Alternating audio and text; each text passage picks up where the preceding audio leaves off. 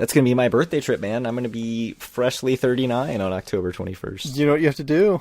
Go to Atlantic City and get carded. I mean, I have the beard now, so I think I get carded less. My 40th birthday, I'm going to shave and get a haircut and go to Atlantic City and see how often I get ID'd.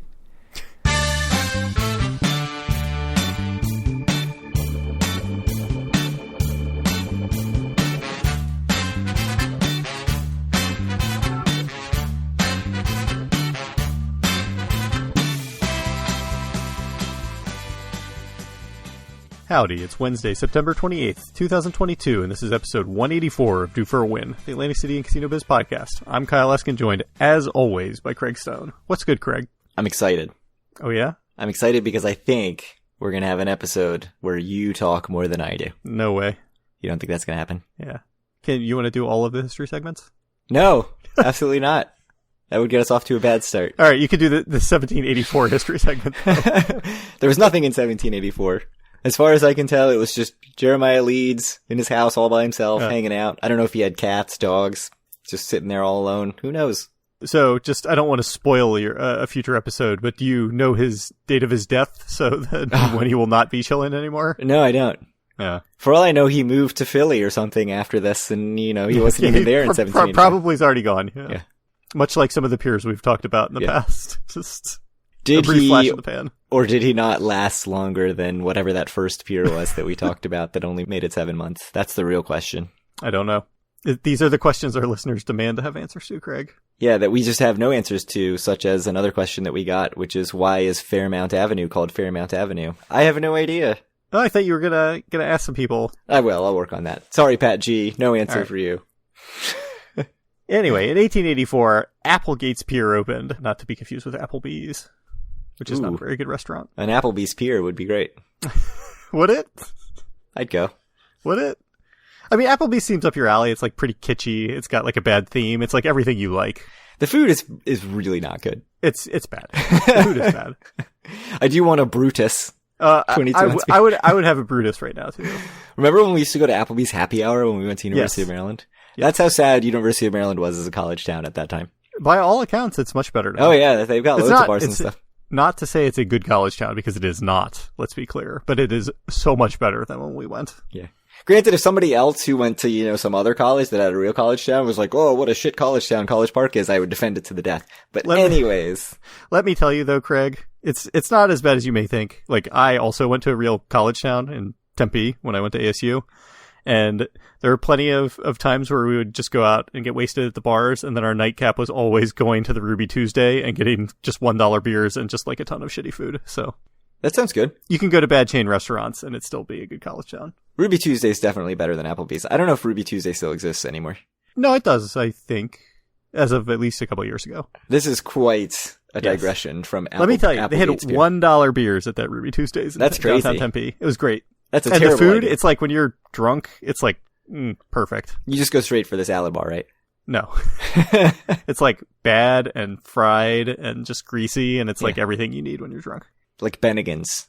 Give me like a Monte Cristo. Is Bennigan still around? No, Bennigan's. Well, I think there's like 2 Bennigans left. Like it had died and they're trying to resurrect it. It's like Blockbuster. There's like one in Alaska and one in Oregon or something. Yeah, there's only one in Oregon now. There's a Netflix documentary about it. You can watch it.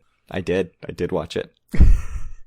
What other chain restaurants can we bring up without actually talking about the Applegate's Pier? So anyway, the Applegate's Pier opened out from Tennessee Avenue. This later became the Young and McShay's Pier, Young's Ocean Pier, and then finally, in the form that we all know and certainly love it, right, Greg? Shift Central Pier.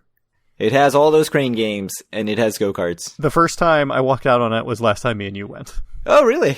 I had never been out there. It is literally just an alley of crane games, yes. And at the end of it is a go-kart track. Is there anything else there? I think there might be There's a couple like arcade rooms that like kind of go off the crane game alley.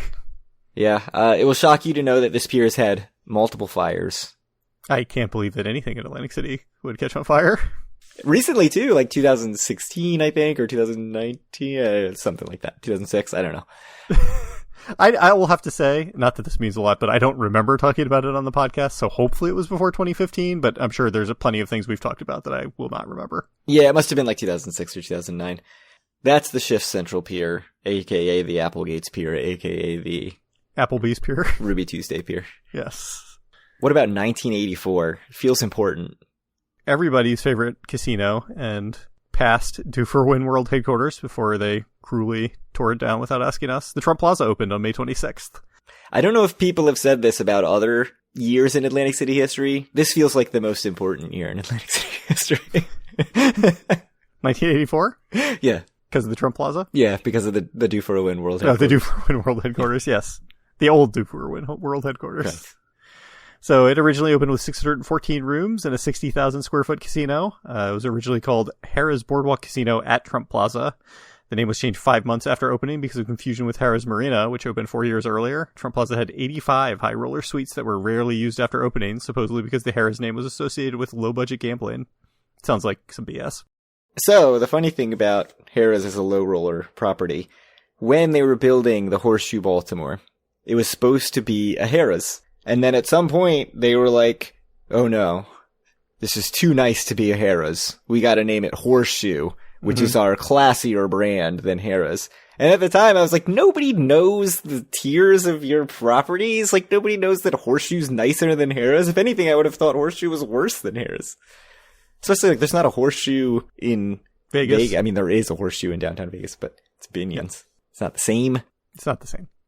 Yeah, so that was always weird to me. So clearly, like, CET has some hierarchy that they see in their heads, but I don't get it. Like, Harrah's seems fine to me, for the most part. Yeah. I don't know, maybe back in the day, Harrah's just total hole. And people were like, that's where the poor people go to gamble. I would never rent a high roller suite there. Much less 85 high roller suites. I don't know if I've told you this, but back in the old days, before I actually worked at my job, at some point, someone in the Vegas Tripping forums had posted some, like, PDF copy of a book about Bill Harrah or whatever, so I read it for a couple days in a row at work. Uh-huh. That was pretty interesting, actually, I thought. I mean, by all accounts, Bill Harrah was a bit of a strange guy, but I think he was a good operator. And now it's El Dorado. Indeed. Damn it. Anyway, is that your whole point? That's it. That you don't think Harrah is as low budget as Donald Trump did? I mean, apparently in 1984, there was something to it. Yeah. I don't know. I mean, obviously we're well past that, but you'll be shocked to know that there was a lot of dispute between Trump and Harrah's. Shocking. Over various things. Normally, all of his business ventures were like so free of dispute. So yeah. It's really surprising. So that's the history. The main meat of the episode. Trip report. Is a trip report, but only for one of us. Yeah, so I did end up getting to Atlantic City for a one-night trip last week, Tuesday into Wednesday. I don't remember exactly what we said about it last time. I think I mentioned I did book a atrium suite at Harrah's. You did. So I guess that's where we'll begin. Yeah, how was that awesome suite? I don't want to jump ahead. Gotta, build to it slowly. So anyway, I probably left the house at like 10:30 or 11 on Tuesday, which was later than I wanted to, but somehow turned out to be earlier than I was fearing that day. So I'll take that as a W. I got to Atlantic City probably around 2. I had done the like online check-in thing, sitting at my computer in the morning or whatever, and they said they would send me an email when my room was ready, and I hadn't gotten it. So I went up to one of the kiosks and did the same thing, and it's like, no, your room's not ready. So I was like, what the hell? I wanted to go to the Boardwalk Waterway, but I'll just poke around Harrah's.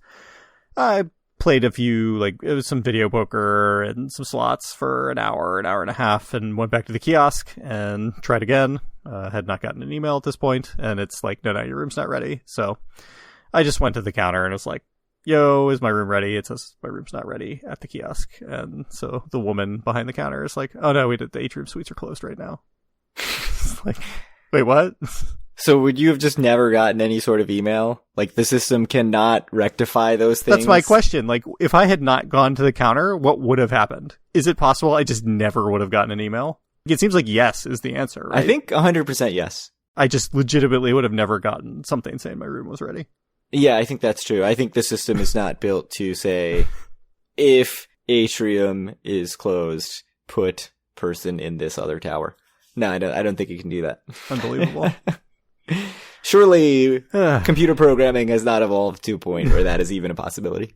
Yeah, I mean, so anyway, I'm like, what do you mean it's closed? I booked one online or whatever. And she's like, no, it's closed today. I don't know what to tell you. She's like, I've got a new open renovated waterfront tower room if you want it right now, ready to go.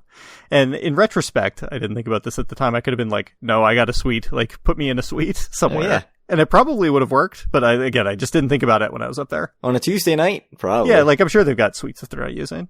But anyway, like I said, I didn't think of it, and I'm like, renovate a waterfront tower. We haven't reviewed that, I don't think. Whatever. I'm fine.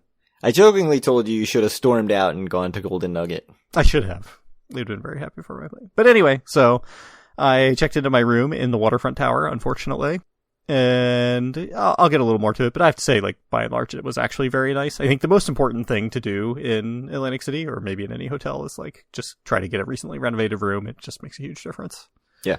So anyway, I just checked in and I left and went to the boardwalk. So I drove to Caesars and parked. And I just wanted to basically go straight to the Piccadilly as kind of my first thing to do there. It was like 4 at this point because, like I said, I had waited around for like an hour and a half for my room to be ready. And I got to Piccadilly and it was closed. And I was like, what the hell? So I looked at my phone and sure enough, it's like, yeah, Piccadilly's not open on Tuesdays.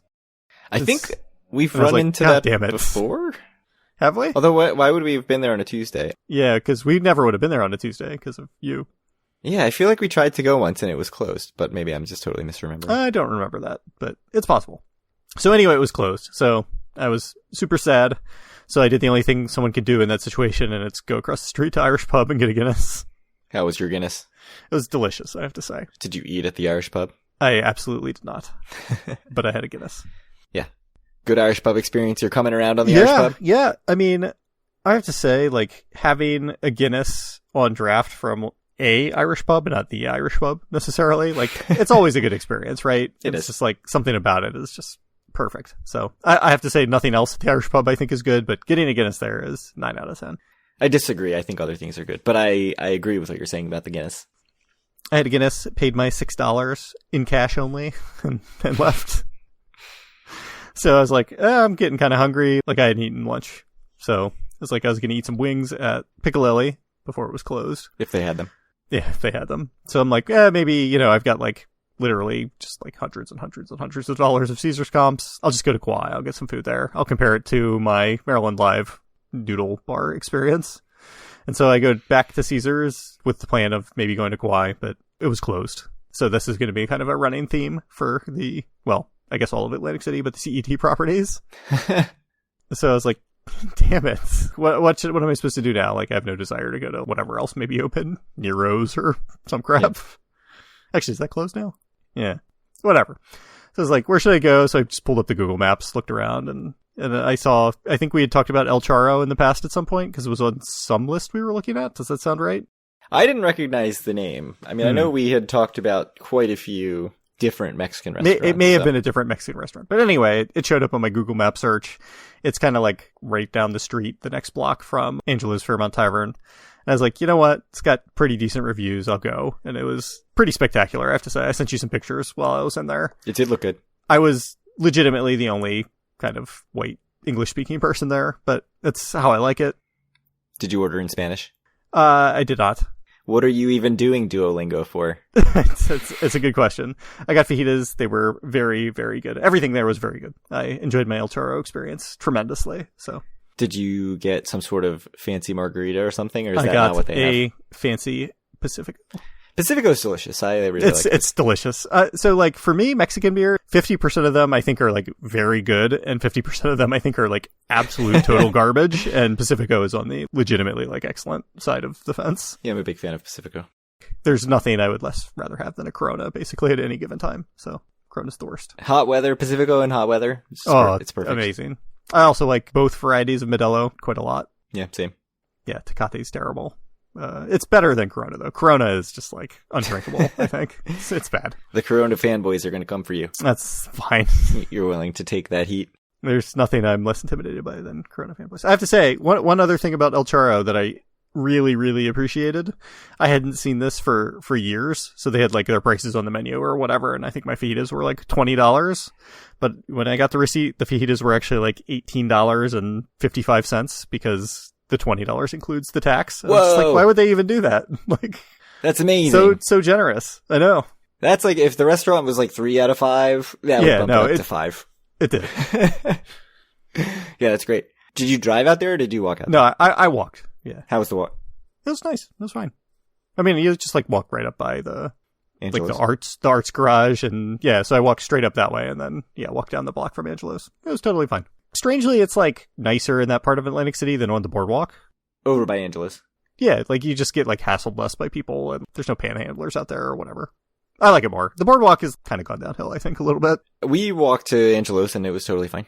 Yeah. We've walked to the Noise Arts Garage. It was totally fine. But yeah, anyway, it was great. My food was excellent. The ambiance was excellent. It was just like extremely loud Mexican music the whole time I was there. Everything was good. At one point, he's like, "Do you want some sort of sauce for your fajitas or whatever?" And he's like, "We have a red and a green." I'm like, "Give me the red or whatever." He's like, "It's like very spicy," and like implied was like, this is not for gringos. Like, you do not want this. So like, come on, give me the red sauce. It's fine. And yeah, it was spicy, but it was fine. He would have been right to tell me that.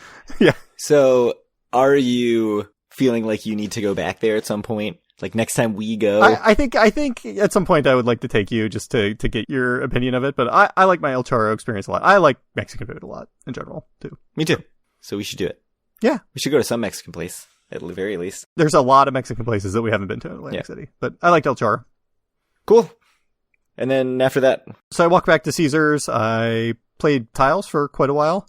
Just to comment, I think last time I told Pat G, I believe, that I would let him know if there's Pai Gow at Terra's. There is not. I walked around and confirmed, at least on Tuesday, there was no tiles. There used to be.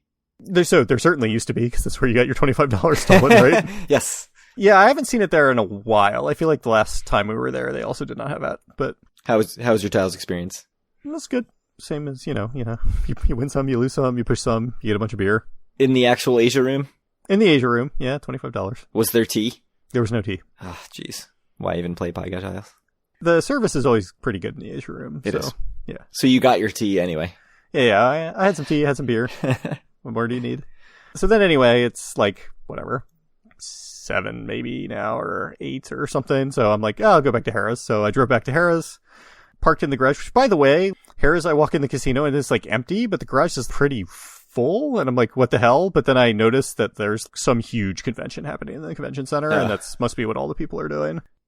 Yeah, I never connected those dots. I feel like the garage is always full at Harrah's. I remember when we used to go in December or whatever. Like, I remember parking in that garage and being like, I'm literally the only car in this whole garage. That's true, but that was like pre-convention center. Yeah, it was before the convention center. Yeah, interesting.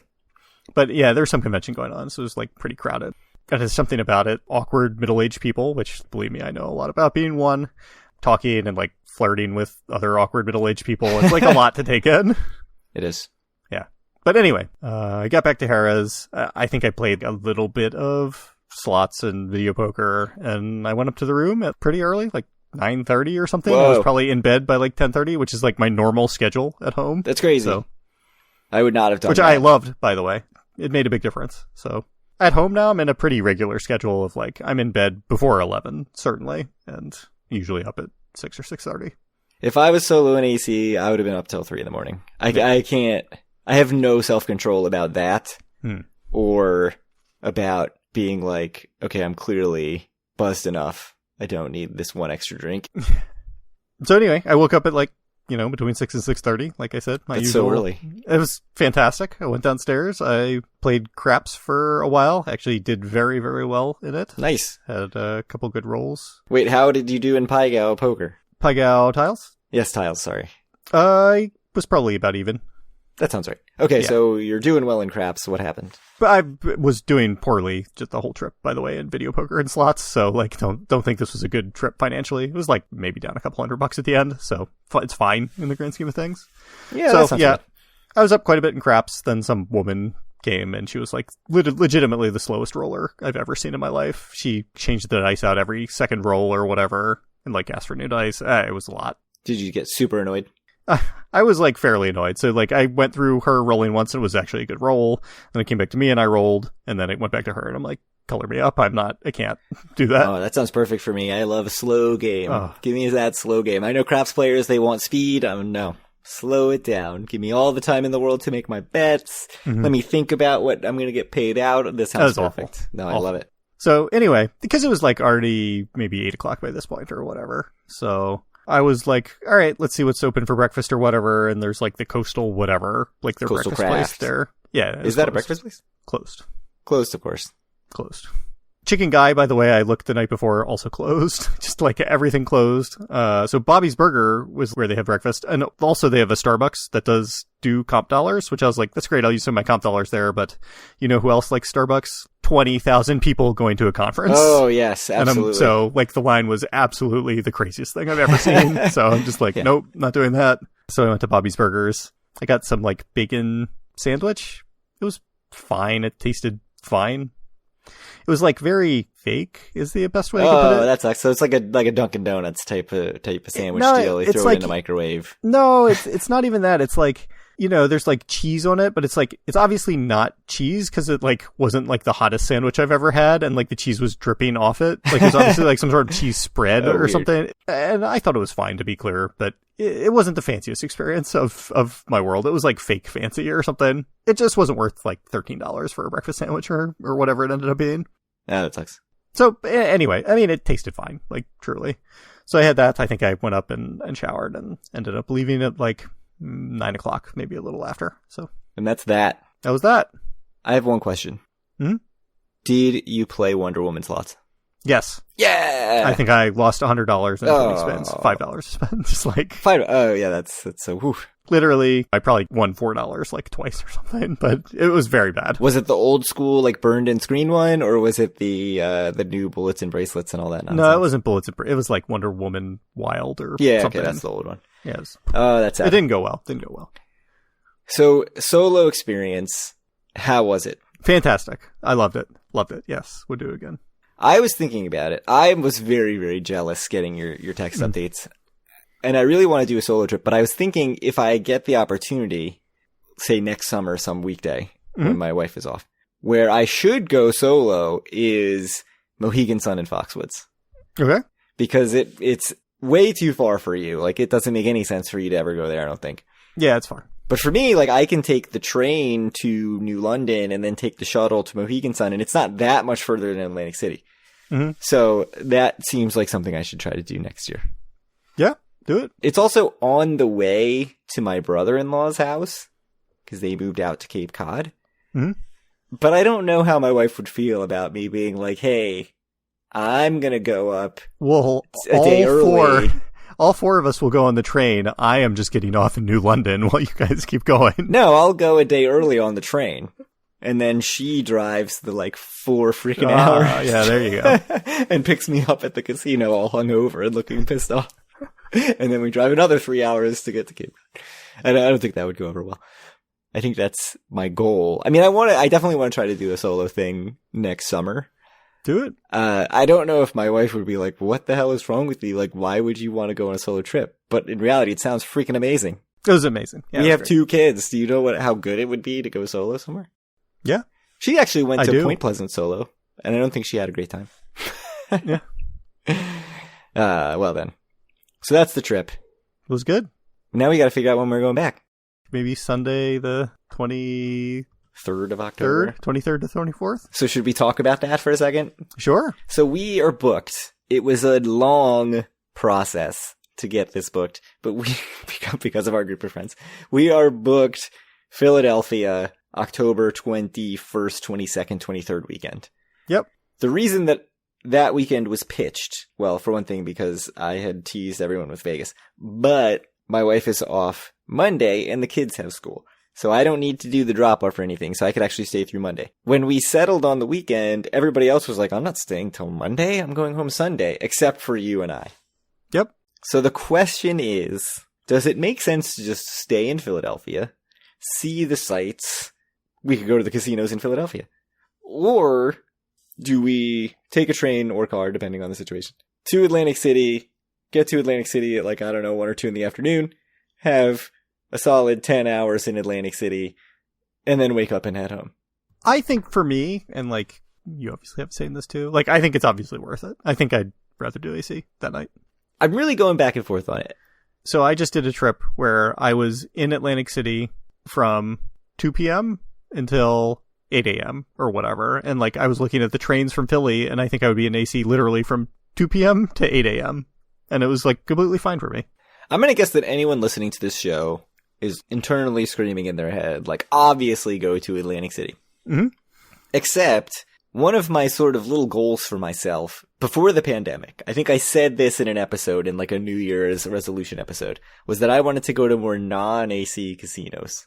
So we have this opportunity to go to these Philly casinos. We just went to Maryland Live. What more do you want from me? I don't think we're going to see much of the Philly casinos with our friends. I don't know. Other than Craig, I think everyone would be pretty much fine with it. I think Craig would go. Yeah, I don't know if that's guaranteed, but sure, go ahead. So that, you know, us obviously solo is like a real opportunity to go check out like Rivers and Philadelphia Life. Mm-hmm. So that was very enticing to me. The other thing is that, you know, as the stress traveler that I am, the idea of adding 3-ish hours of round trip of like unnecessary traveling, the upside needs to be pretty big to get me in the frame of mind for that. So I don't know. So I'm still on the fence. I know. So you're like 100% like that's where you're getting the most utility. Yeah. I'll have to think about it. My guess is that I will gradually lean more toward that. We are comped most places that Sunday, obviously, so it's a cheaper hotel. It's much cheaper. As I said, you know, we won't be doing anything in Atlantic City that could possibly bridge that gap price-wise, you know, that would possibly make Atlantic City actually more expensive. Right. No, nothing. You wouldn't do that. Literally nothing. There's nothing that I've ever spent money on in Atlantic City. But I think part of my initial rejection in my head was it took 2 weeks to figure out the lodging in Philadelphia. And then 5 minutes later, you messaged me like, oh, so are we actually not staying in Philadelphia on Sunday and going to Atlantic City? And I was like, I just can't process this right now. Like, we just finally booked the freaking Airbnb that we needed to get. Mull it over. I'll probably, by the way, as soon as we actually get confirmation on like what the situation is, I'm probably going to cancel our room on Sunday in Philadelphia, but it's going to be way cheaper for me to book that with cash anyway if we do end up staying. So, oh, okay. It'll be fine. And like, there's 0% chance that anything sells out on Sunday night. Everything is wide open. Yeah, I mean, it's weird though, because when I was looking at some of the other places, Sunday night was more expensive than Saturday. Both of the Hyatt hotels in Philadelphia are not super available Friday and Saturday, and very cheap on Sunday. I have stayed at the other Hyatt. Oh, the Bellevue? It's very nice. Oh, really? Yeah. I mean, we could move there. We can. I mean, it's like 2 blocks away from the Hyatt. It is like 2 blocks. So we'll come back with an update. I mean, this trip is now 3 weeks and like 2 days away. So we don't have that long to make a decision, but. All right.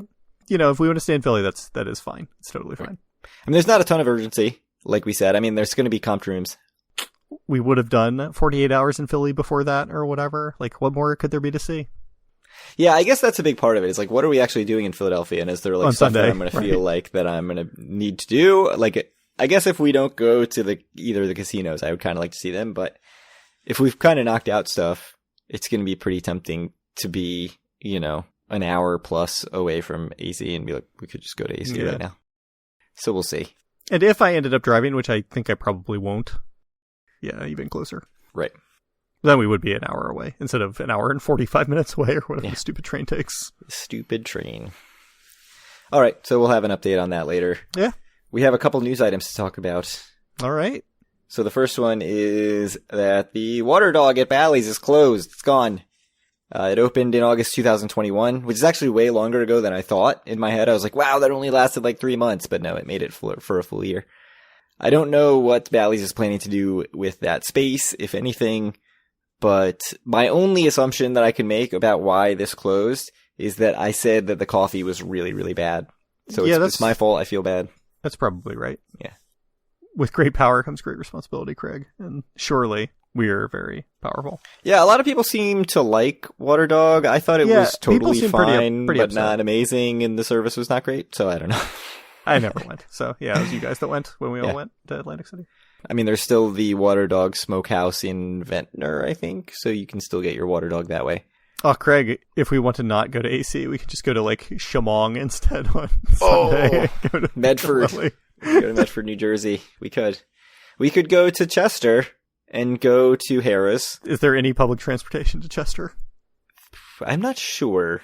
But the other thing that's in Chester is the Philadelphia Union Stadium, And it's possible they will be in like the MLS Cup semifinals at that point. Oh, we'll see. We could go see Brendan Aronson's brother sit on the bench for Philadelphia. The other news is that the frame of the Island Water Park at Showboat is going up. So you can see a picture of it. It's like the one link I have for this episode. It's on Facebook. Is this really happening, Kyle? It seems like things are happening. I mean, is this going to be like the ropes course at Ocean, where the whole thing will be fully put up and then fully taken down before anyone uses it? I would be shocked if it is that. No, I don't think it's going to be that either. They're talking about a summer 2023 opening. I don't know if that's really ambitious for what. It seems like it would take forever to build this thing. To be clear, I know we've talked about this in the past, but our bet is that it has to be open by the end of this year. Is that I don't know correct? If it was this year. Yes, I think it was this year. Yeah. Thank there's goodness. no chance. Whew.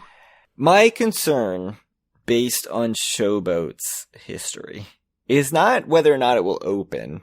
It's whether it will open in the grand vision that they have sort of put out there publicly. What? So that's where my skepticism is. I can't believe you would say that after all of the hard work and refurbishment that went into the playground. Yes, exactly. And like T Street. Yeah. Like, this is what I'm basing this on. The most excited Craig has ever been for anything, and the most disappointed he's been afterwards. Yeah, that's true. Obviously, you know my love for the Lucky Snake that you don't share. Yes, so it's not like I have nothing but negative things to say about Showboat. But I am nervous about that aspect of this, because what they're building it up as is this massive year-round indoor water park. I think they're calling it the biggest in the country. And I catch myself getting carried away. Like, this could be the most important property on the boardwalk if it is really what they're talking about. And then I'm like, it's Showboat though. Like, it's the Showboat. Don't get carried away. It could be freaking 4 slides and a snack stand. Like, wait until you see it done. So that's all I'll say about that. Yeah. But the fact that it's going and moving forward seems like it's going to happen in some iteration. That's exciting at the very least. Something is happening. Yes. Yeah. Anyway, if you want to reach out to us or any of our other listeners, you can do so at our Facebook group, facebook.com/group/DoForAWin. Find all of our great content and buy a shirt at DoForAWin.com. Send Craig a question on Twitter at DoForAWin or me at Kyle Askin, and send Craig questions via email to DoForAWin@gmail.com so he can ignore you and not look into them. Yeah, not look into the questions. I'll probably forget now because they're just going to get bumped down the agenda further and further. So just apologies in advance. Yeah, I believe you need to reach out to a possible guest and see his thoughts about coming back on the show, too. True. That was one of our questions. Yep. I was looking, by the way, before you called me, at my old Skype calls, and it was just like 2016 and 2017, just like full of guests. Calls with a third person. Yeah. Yeah, we used to have guests. What happened with that? I think we've had 5 guests with the 2 of us, and then we've both done one independent show without the other one. And then we haven't had a guest in like 60 episodes. Because we did Eric twice, Dr. Dave twice, and the guy from AC Fan Expo once. I think that's right. Sounds right. And then 100 episodes without a guest. Yeah. Well, we need to fix it. What if people are like, I don't want you to have a guest? A guest would just ruin the vibe. Except we know that at least one person wants a guest. Yeah, I think there are some people that certainly will feel that way. Legitimately, but it's not like it's happening all the time. So right now, it's the opposite of happening all the time. I don't think it would be a bad thing. Yeah, I think you're right. Anyway, thank you guys very much for listening, and we'll talk to you again in a couple weeks.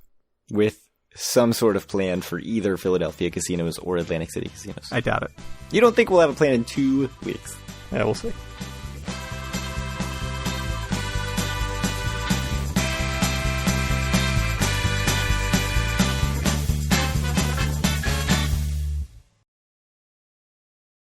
Interestingly about that. Okay. The Harris in Baltimore. Coming to arrest you because they hear you bad-mouthing the Trump Plaza. And the Harris. I was going to badmouth the Harris, but... Okay, go ahead. I guess I should wait a second. Nope. It's just going to get louder.